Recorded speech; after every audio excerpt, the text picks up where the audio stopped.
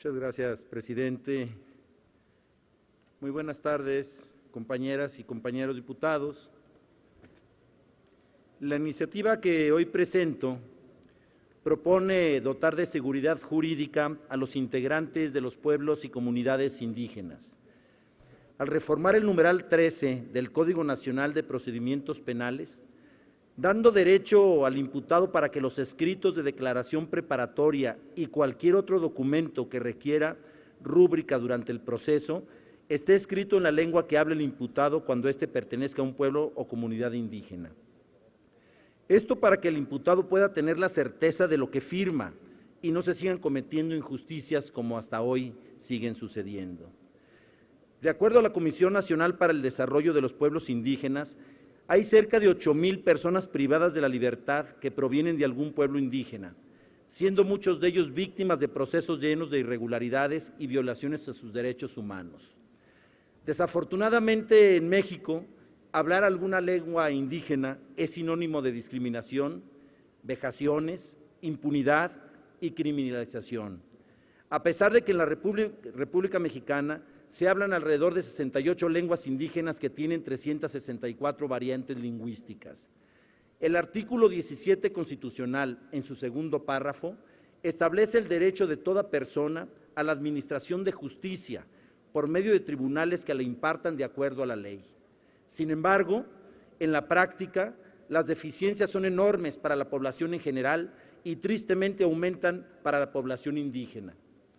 Para la administración de justicia en nuestro país, los indígenas deben de enfrentarse a una serie de problemas como lo son discriminación, abusos, falta de intérpretes y defensores, procedimientos lentos, juicios con irregularidades y sentencias severas en proporción al delito, entre otros. Desafortunadamente, los encargados de la impartición de justicia en México carecen de una preparación adecuada y falta de sensibilidad para poder garantizar a los indígenas el acceso a la justicia. Muchos de los indígenas que se encuentran privados de su libertad fueron criminalizados desde el momento de su detención y al no contar con un intérprete fueron partícipes de procesos llenos de impunidad. Compañeros, es momento de afrontar la magnitud del problema.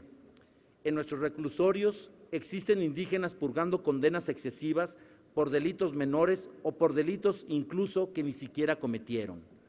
Gracias a que los hicieron firmar un documento sin saber qué decía de su declaración inicial y porque nunca contaron con una defensa adecuada. Personas cuya libertad fue arrancada, que llevan procesos plagados de irregularidades y donde no se respetaron en absoluto sus derechos humanos.